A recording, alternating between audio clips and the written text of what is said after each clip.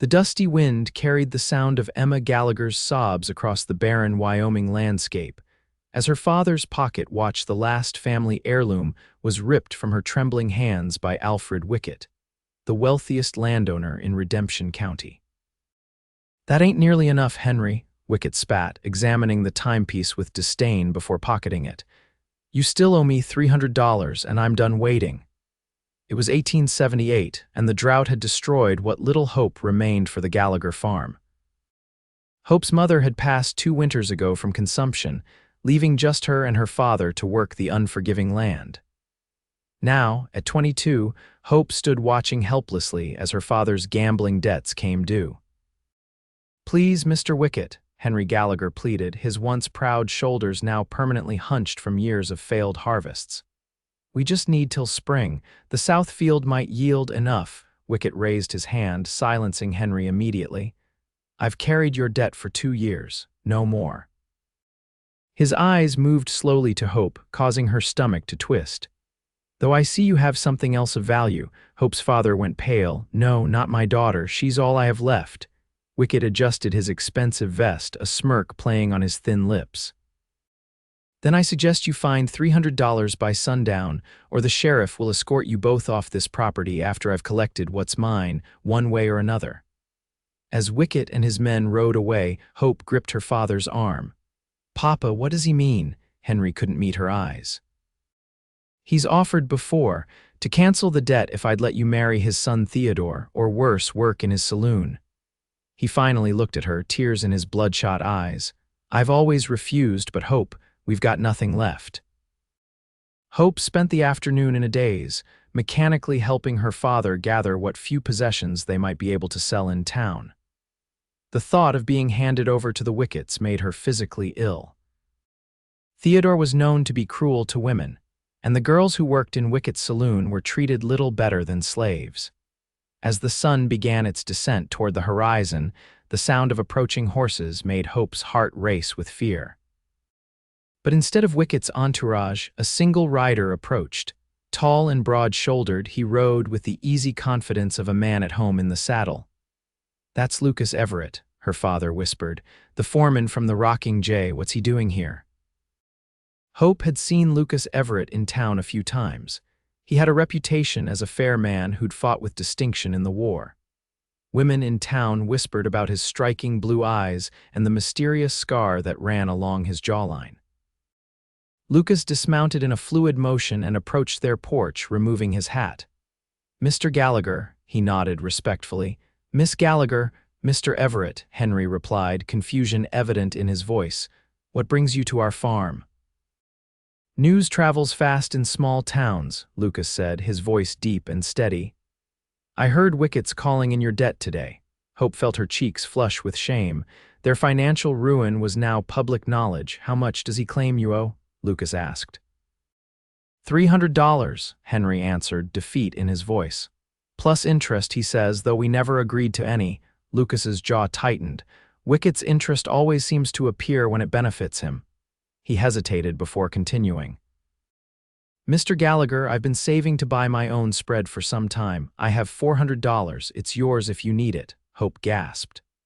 "Mr. Everett, we couldn't possibly. It's a loan," Lucas clarified quickly. "To be paid when you're able, no interest." Henry shook his head. "Why would you do this for us? You barely know us." A shadow passed over Lucas's face. "Let's just say I've seen what Wickett does to people who can't pay. I wouldn't wish that on anyone, especially not." His eyes briefly met Hope's before looking away. Before they could discuss further, the sound of multiple horses announced Wickett's return. This time he'd brought the sheriff and his son Theodore, whose hungry eyes immediately fixed on Hope. "Time's up, Gallagher," Wickett called out as he dismounted. He spotted Lucas and frowned. "What business do you have here, Everett?" "Just passing by," Lucas replied coolly. "Thought I'd check if Mr. Gallagher needed any help." Theodore Wickett snorted. "The only help he needs is accepting that his daughter belongs to us now." He looked Hope up and down like she was livestock at auction. "She'll make a fine addition to the saloon, or perhaps I'll take her as a wife, though I've heard damaged goods aren't worth much." Hope felt sick at his words, but before she could respond, Lucas stepped forward. Mr. Gallagher doesn't owe you anything anymore, he said, his voice calm but with an edge that made Theodore take a step back. He reached into his pocket and pulled out a stack of bills.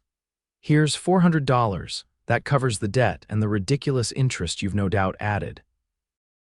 Alfred Wickett's eyes widened at the sight of the money, but then narrowed suspiciously. What's your game, Everett? You sweet on the girl. Lucas didn't flinch. My game is making sure honest people aren't exploited. Take the money and consider the debt paid in full. Wickett hesitated, then snatched the cash and counted it slowly. Fine, the debt's cleared. He turned to Henry. You're lucky this time, Gallagher. To Hope, he added with malice, and you remember who almost owned you. As the Wicketts and the sheriff rode away, Hope finally released the breath she'd been holding. Mr. Everett, I don't know how we can ever thank you. Lucas turned to her, his expression softening. You don't need to thank me, Miss Gallagher. He offered his hand to her, and when she hesitantly placed hers in it, he gave it a gentle squeeze. You owe no man, not for your father's debts, not for anything. No one has the right to buy or sell another human being, no matter what pieces of paper they hold. The conviction in his voice moved something deep within Hope. For the first time in years, she felt a flicker of something she'd almost forgotten possibility. Please call me Hope, she said softly. Hope, he repeated, as if testing the word. It suits you? Henry cleared his throat. Mr. Everett, we accept your loan with gratitude, but I insist on signing an agreement. I won't have more debt without proper terms. Lucas nodded. Fair enough, but there's something else I'd like to discuss. He glanced at the dilapidated barn and the fields beyond. The Rocking J could use additional hands for the season. We've got more cattle than we can handle with the men we have. If you're willing to work, Mr. Gallagher, there's a job for you.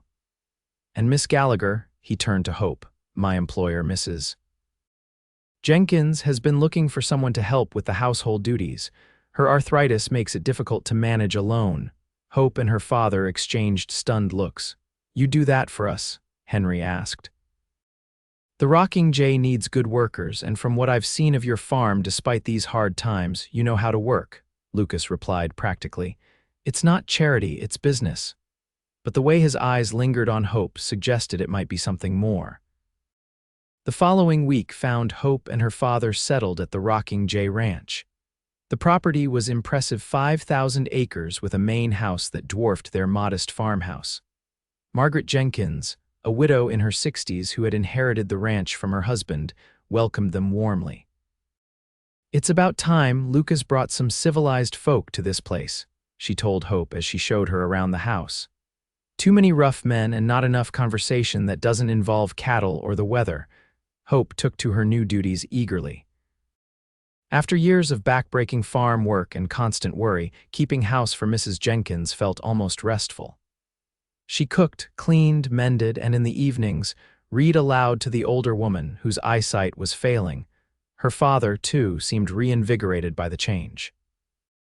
Working with the cattle suited him better than farming had, and the regular meals and company of other men brought color back to his cheeks. Lucas kept a respectful distance at first, but Hope often caught him watching her from across the yard or dining room. Their interactions were brief but increasingly warm. He would tip his hat when they passed, ask after her comfort, and occasionally bring her wildflowers he claimed to have found along the trail. One evening, about a month after their arrival, Hope was hanging laundry when Lucas approached, leading his horse. "Evening, Miss Hope," he said, his hat in his hands. "I was wondering if you might like to ride out to the western ridge sometime. The view at sunset is something to behold." Hope smoothed her apron, suddenly aware of her work-worn appearance. "I'd like that, Mr. Everett, but I haven't ridden in years. Our last horse was sold to pay taxes." "Call me Lucas," he said with a smile that transformed his usually serious face. "And I've got a gentle mare that would suit you fine. Tomorrow, perhaps." After your duties are done, the next evening, Lucas helped Hope mount the promised mare, a dappled gray named Daisy with a placid temperament. They rode side by side through meadows ablaze with wild flowers, Lucas occasionally pointing out landmarks or sharing stories about the land. "My father brought me here when I was just a boy," he told her as they reached the ridge. "Said a man should know the beauty of the land he works, not just its value. The view was indeed spectacular. The setting sun painted the mountains in shades of gold and purple, while the valley below stretched out like a patchwork quilt of greens and browns. "It's beautiful," Hope breathed, momentarily forgetting her nervousness around Lucas. "Yes, it is," he agreed, though when she turned, she found him looking at her rather than the landscape. As they rode back in the gathering dusk, Hope found herself opening up about her life, her mother's death, the struggle to keep the farm, her father's desperate turn to gambling. "He wasn't always like that," she explained. "Mama's passing broke something in him. The gambling was just a way to feel something, I think, to believe that luck might change." Lucas nodded. "Grief makes men do strange things. After the war, I saw strong men crumble over smaller losses." "You fought?" Hope asked, realizing how little she knew about him. "Union cavalry," he confirmed. "Enlisted at 18, fought till Appomattox." He unconsciously touched the scar on his jaw. "Got this at Gettysburg.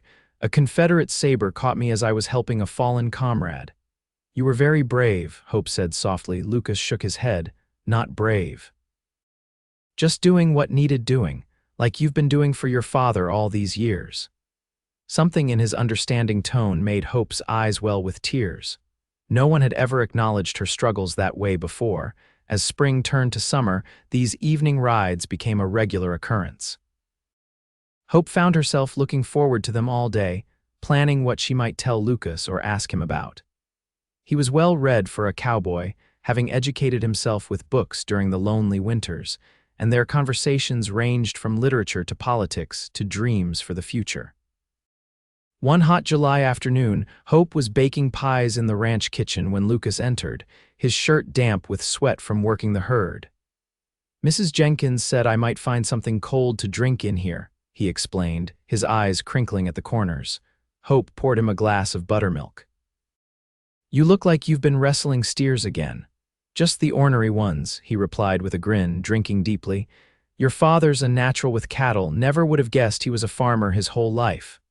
"Papa seems happy here," Hope acknowledged, returning to her pie crust. "Happier than I've seen him in years." Lucas watched her work for a moment, then said, "There's a social in town Saturday night, dance, potluck, that sort of thing. I thought maybe you and your father might like to attend, with me and Mrs. Jenkins, of course." Hope's hands stilled on the rolling pin. A social meant dressing up, dancing, being seen publicly in Lucas's company. "I'd like that," she said, trying to keep her voice steady, "though I don't have anything suitable to wear." "Mrs. Jenkins mentioned that," Lucas said, looking slightly embarrassed. "She said to tell you she has some dresses that might fit you with a bit of alteration. Seems she's been planning this invitation for some time." Hope laughed.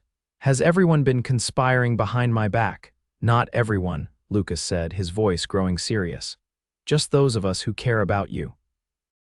Their eyes met across the kitchen table, and for a moment, Hope couldn't breathe. The way Lucas looked at her like she was precious and strong all at once made her heart race. The moment was broken by Henry Gallagher's entrance.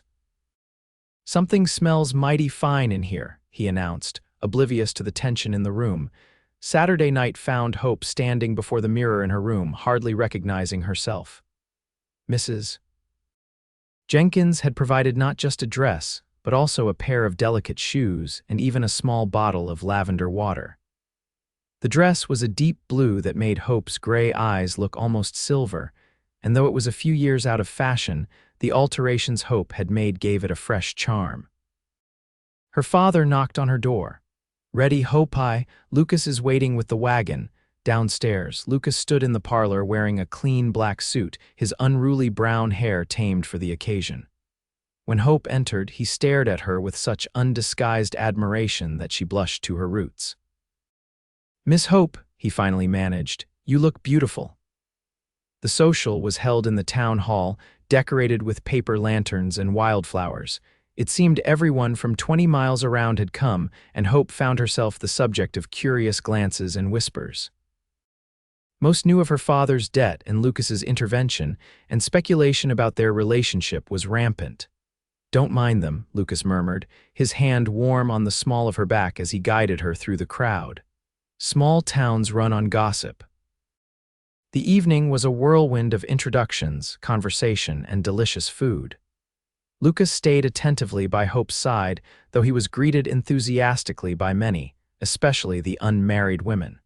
Hope couldn't help noticing how many female eyes followed him around the room. "You're quite popular," she observed as they helped themselves to punch. Lucas raised an eyebrow. "Am I? The Henderson sisters have been watching your every move," Hope said, nodding toward two pretty blondes across the room. "And Mrs. Whittleby has mentioned her daughter Sophia's name to you at least 3 times, Lucas chuckled. "I hadn't noticed." No, he said firmly, his eyes holding hers. "I was too busy watching you." Before Hope could respond, the band struck up a lively tune and Lucas extended his hand. "Would you do me the honor?" Dancing with Lucas felt both thrilling and natural. He was a confident dancer, guiding her smoothly around the floor. As they moved together, the room seemed to fade away until there was only the music and his hand on her waist. After several dances, they stepped outside for fresh air. The night was clear, stars scattered like diamonds across the velvet sky. "Hope," Lucas said softly, "there's something I need to tell you." Her heart skipped a beat at his serious tone. "Yes, I'm leaving the rocking J." Hope felt as though the ground had dropped out from beneath her. "Leaving? Why? When?" "I've found a property," he explained. "A small ranch north of here. 500 acres with a creek running through it. Nothing fancy but good grazing land and a solid cabin. I'm buying it next week." "Oh," Hope said, trying to hide her disappointment. She should have known their time together had an expiration date. Lucas was an ambitious man. Of course he wouldn't remain a foreman forever. "Congratulations."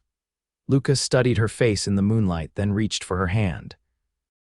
"I'd like you to see it before I sign the papers." Hope frowned, confused. "Me? Why?" "Because," he paused, seeming to gather his courage. "Because I hope you might consider making it your home too, you and your father." Hope's breath caught. "What are you saying?" Lucas stepped closer, still holding her hand. "I'm saying that these past months have been the happiest of my life, that I can't imagine waking up each morning without seeing your smile, that his voice faltered, then steadied. "That I love you, Hope Gallagher, and if you could find it in your heart to feel the same, I'd be honored to build a life with you." Joy bubbled up in Hope's chest, so intense it was almost painful. "Lucas, but before she could answer, a commotion from inside the hall interrupted them. Raised voices and the crash of breaking glass sent them hurrying back inside. In the center of the dance floor stood Theodore Wickett, clearly drunk and belligerent, surrounded by nervous onlookers. When he spotted Hope and Lucas, his face twisted with malice. "Well, if it isn't the farmer's daughter and her cowboy savior," he slurred, advancing toward them. "Still paying off your debt in trade, are you, Miss Gallagher?" Lucas stepped in front of Hope protectively. "You're drunk, Wickett. Go home before you embarrass yourself further," Theodore sneered. "My father should have taken that farm years ago, and you," he jabbed a finger at Lucas, "you had no right to interfere. She was promised to us." "She wasn't promised to anyone," Lucas replied evenly, though Hope could feel the tension in his body. "She's a free woman, not property to be traded for debt." Theodore laughed, an ugly sound. "Free? Everyone has a price, Everett, even you." He turned to address the crowd. "Did you know your upstanding Mr. Everett was once in my father's employ? Ask him what happened to the last family who couldn't pay their debts. Ask him why he really left our service." A murmur ran through the crowd. Hope looked up at Lucas, whose face had gone pale. "That's enough, Wickett," the sheriff said, finally stepping forward. "You've had too much to drink. Time to go home." As Theodore was escorted out, still hurling insults, the atmosphere in the hall remained tense. Lucas stood rigid, his jaw clenched. "Lucas?" Hope touched his arm gently. "What was he talking about?" "Not here," Lucas said, his voice strained. "Please, can we leave?" The ride back to the rocking J was silent. Mrs. Jenkins had decided to stay in town with friends, and Henry fell asleep in the back of the wagon, leaving Hope and Lucas alone with the weight of unspoken words between them. When they reached the ranch, Lucas helped Hope down from the wagon, then turned to Henry. "Mr. Gallagher, would you mind if I speak with your daughter privately? There are some matters I need to explain." Henry, sensing the seriousness of the situation, nodded. "Of course." "I'll see to the horses." He gave Hope's shoulder a reassuring squeeze before leading the team toward the barn. Lucas guided Hope to a bench beneath an old oak tree, the same spot where they often sat in the evenings to watch the sunset. Now, in the moonlight, his face looked haunted. "What Theodore said," he began haltingly, "there's truth in it, though not the way he made it sound." Hope took his hand. "Tell me," Lucas drew a deep breath. "After the war, I was directionless, couldn't go home, there was nothing left. My family's farm in Virginia had been destroyed, parents both dead from fever. I drifted west, took whatever work I could find." He paused, his fingers tightening around hers. 5 years ago, I ended up working for Alfred Wickett, not as a cowhand, as an enforcer. I collected debts, evicted tenants, intimidated competitors. I was good at it because I was big and looked dangerous with this scar." Hope tried to imagine Lucas in such a role but couldn't reconcile it with the gentle, principled man she'd come to know. "I told myself I was just doing a job," he continued, his voice hollow. "That I never hurt anyone who didn't deserve it, but then there was a family, the Cranes. James Crane couldn't pay his debt to Wickett. He had a wife, Sarah, and 2 young daughters." Lucas closed his eyes briefly, as if the memory pained him physically. "Wickett ordered me to evict them and burn their cabin so they couldn't return. When I hesitated, he suggested I might take Sarah Crane as payment instead. Said she was pretty enough to fetch a good price at his saloon." Hope gasped softly but didn't interrupt. "I refused and told Crane to take his family and run, gave them what money I had and told them which way to head for safety." Lucas's voice grew bitter. "Wickett found out. He sent Theodore and some others after them. They caught up with them at the river crossing." A tear slid down Lucas's cheek. "They killed James Crane, said he resisted, brought his wife and daughters back, and he couldn't continue for a moment. Sarah Crane took her own life that night. The girls were sent to an orphanage in Denver." Hope felt sick. "Oh, Lucas, I left Wickett's employ that day, swore I'd never be part of something like that again." He finally looked at her, his eyes pleading for understanding. "I've tried to live differently since then, to help where I can, but I can't undo what happened." Hope sat quietly, absorbing his confession. She understood now why he had intervened so decisively when Wickett threatened her, why he was so adamant that she owed no man. "Do you think less of me now?" Lucas asked, his voice barely audible. Hope considered her answer carefully. "I think we all have parts of our past we're not proud of. What matters is what you chose to do afterward. You could have continued working for Wickett, convinced yourself it wasn't your concern. Instead, you chose a different path." She reached up to touch his scarred jaw. "You saved me and my father. You've worked honestly and treated everyone with respect. That's the man I know." Relief washed over Lucas's features. "I wanted to tell you before, but I was afraid of losing your good opinion. After what Theodore said tonight, I couldn't keep it from you any longer." "Thank you for trusting me with the truth," Hope said softly. They sat in silence for a moment, the night sounds enveloping them. Then Hope remembered what Lucas had been about to ask her before Theodore's interruption. "Lucas," she said, her heart racing, "before all this happened, you were saying something about the ranch you're buying." A smile slowly returned to his face. "Yes, I was asking if you might consider a future there with me." Hope took both his hands in hers. "Are you asking me to marry you, Lucas Everett?" "I am," he confirmed, his blue eyes earnest. "I love you, Hope. I think I've loved you since that first day when you stood so brave and defiant in the face of Wickett's threats." Hope felt tears of joy spring to her eyes. "And I love you.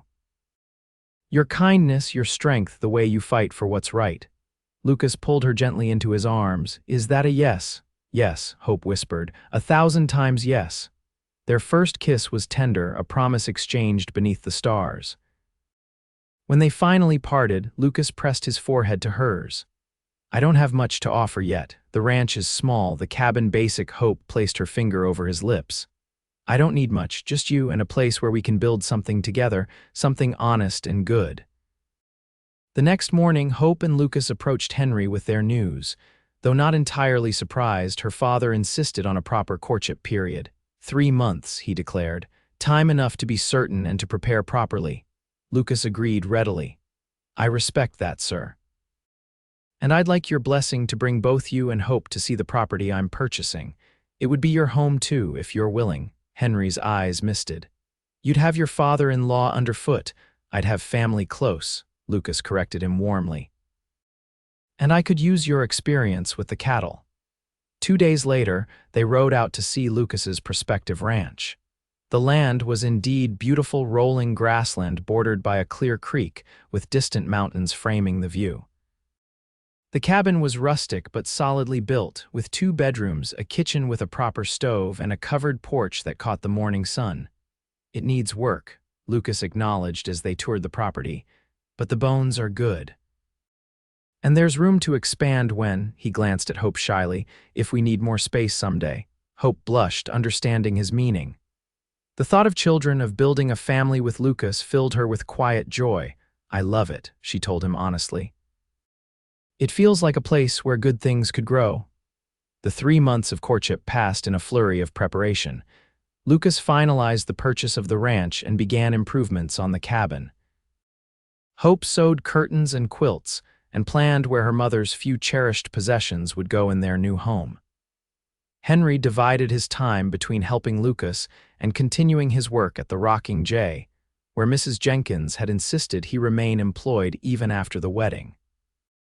Every ranch needs a foreman, she declared, and with Lucas gone, I can't think of anyone better suited. The position meant Henry would have his own income and independence while still being close enough to visit his daughter regularly. It was, Hope thought, an ideal arrangement. Not everything was smooth, however. 2 weeks before the wedding, Alfred Wickett made a final attempt to disrupt their happiness. He arrived at the Rocking J while Lucas was in town purchasing supplies, demanding to speak with Hope and her father. I've come to call in your loan, he announced when they met him in Mrs. Jenkins's parlor. The full amount immediately, Henry frowned.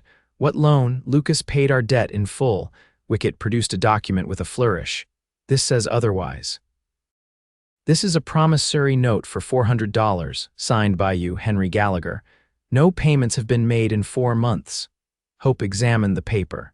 It appeared to be legitimate with her father's signature at the bottom, but something seemed off about the date. This is dated 3 years ago, she pointed out, but our debt to you was only from last year. This is a separate debt, Wickett claimed smoothly. Your father borrowed money to purchase seed after the drought of '75. He's conveniently forgotten about it, it seems. Henry shook his head vehemently. That's a lie. I never borrowed from you in '75. We used the last of our savings that year. Mrs. Jenkins, who had been listening from her chair by the fire, stood up with the aid of her cane. Mr. Wickett, I believe you've made a mistake. Henry Gallagher has been in my employ for months, and I can vouch for his honesty. With all due respect, Mrs. Jenkins, this is a legal matter, Wickett replied coldly.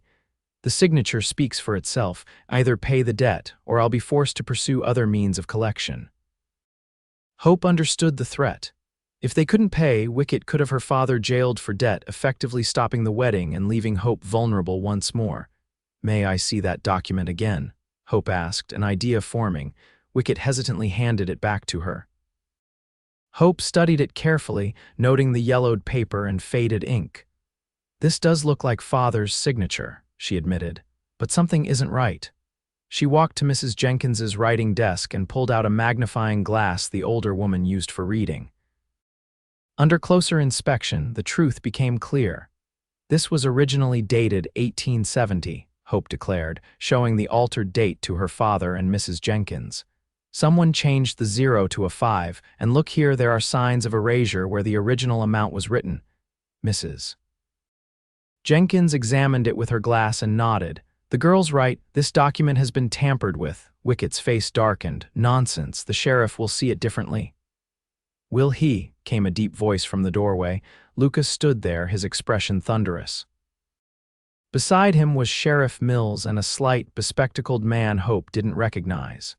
Mr. Wickett, Lucas said evenly, I'd like to introduce you to Mr. Davies, formerly employed as a clerk at the First Bank of Cheyenne. He has some interesting stories about doctored loan documents and fraudulent interest calculations during his time working under your supervision 3 years ago. The color drained from Wickett's face. Whatever this man claims, it's hearsay. I have documentation, forged documentation, Sheriff Mills cut in. Mr. Davies has provided us with compelling evidence of a pattern of fraud, Mr. Wickett. I came here today intending to warn the Gallaghers, but it seems you've saved me the trouble by bringing the evidence directly to us. Wickett backed toward the door. This is ridiculous. I'm a respected businessman. You're a thief and a fraud, Lucas corrected him, his voice hard. And now you're going to leave these good people alone, or the sheriff will be arresting you for attempted extortion on top of the fraud charges already being prepared. For a tense moment, it seemed Wickett might lunge at Lucas. Then, abruptly, his shoulders slumped. This isn't over, he muttered, pushing past them toward the door. Actually, Sheriff Mills called after him, I think it is. After Wickett left, Lucas explained how he'd been quietly investigating Wickett's business practices since before meeting Hope, gathering evidence with the help of former employees like Davies. The confrontation today had merely accelerated his timeline. I couldn't bear the thought of that man threatening you again, he told Hope, holding her close. Not when we're so close to starting our life together. 2 days before the wedding, news spread through town that Alfred Wickett had fled in the night, taking what money he could gather but abandoning his businesses and properties. Theodore had gone with him, leaving behind a string of debts and angry creditors. Good riddance, was Mrs.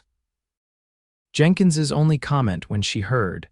The wedding day dawned clear and bright in early October. Mrs. Jenkins had insisted it be held at the Rocking J, and the ranch was decorated with autumn flowers and ribbons. Hope wore her mother's wedding dress, carefully altered and embellished with lace misses. Jenkins had provided. Lucas, waiting for her beneath an arch of twisted willow branches, looked so handsome in his new suit that Hope's breath caught when she first saw him. The ceremony was simple but deeply felt. When they exchanged vows, Lucas's voice rang with certainty as he promised to cherish and protect Hope all the days of his life. Hope, looking into the eyes of the man who had saved her in more ways than one, felt her heart might burst with happiness. I take you, Lucas Everett, as my husband, she said clearly. To love and honor, to build a life of honesty and goodness with from this day forward. The celebration afterward was joyous, with music and dancing that lasted well into the evening. Mrs. Jenkins surprised them with a gift, a fine team of draft horses for their farm and a wagon loaded with household necessities. Every new home needs proper tools, she said with a wink. As the sun set, Lucas and Hope slipped away from the festivities to begin the short journey to their new home. Henry would join them in a few days, after seeing to some final business at the Rocking J. Their first night as husband and wife was tender and passionate, a discovery of each other that left them both breathless with wonder. Afterward, lying in each other's arms in the cabin that was now their home, they spoke softly of the future they would build together. I want this place to be known for its fairness, Lucas murmured, stroking Hope's hair. A place where people are judged by their character, not their circumstances. Where no one is ever made to feel they're worth less than another.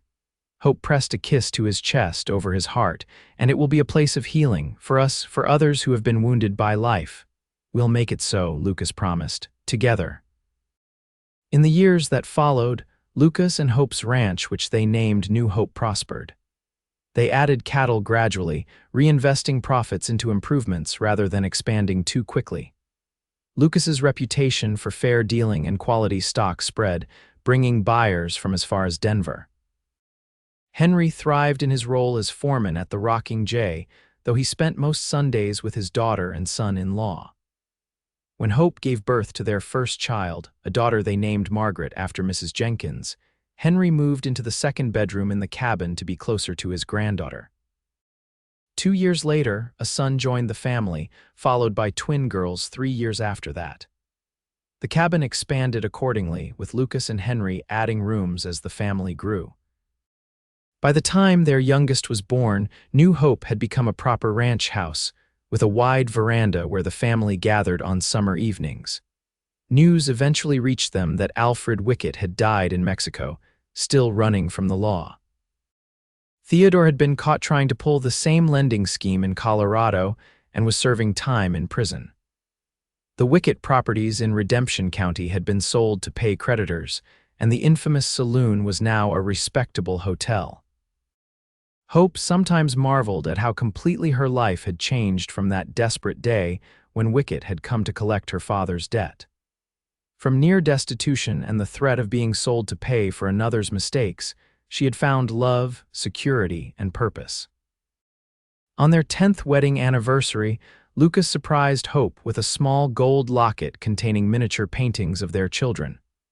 "Thank you for these years," he told her as they sat on their veranda watching the sunset.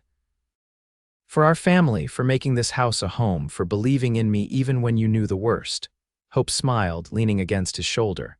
"Do you remember what you said to me that first day when you took my hand?" Lucas nodded, his arm tightening around her. "I said you owed no man." "And yet," Hope said softly, "I've spent every day since then happily in your debt for the life we've built. A debt of love I can never repay but will spend forever trying to." Lucas turned to her, the same wonder in his eyes as on their wedding day. "Then we're both debtors, my love. And I wouldn't have it any other way." As twilight descended over their land, they remained on the veranda, surrounded by the evidence of their shared labor and love: the prosperous ranch, the beautiful home, the sounds of their children's laughter drifting through the open windows. From a moment of desperate fear had grown this abundance of joy, proving that sometimes the darkest days could lead to the brightest futures if one found the courage to reach for hope. And as Lucas took Hope's hand in his, just as he had done that fateful day 10 years before, they both knew with absolute certainty that what they had built together was more precious than any fortune, a legacy of love that would endure long after they were gone, spreading outward like ripples in a pond, touching lives they might never even know.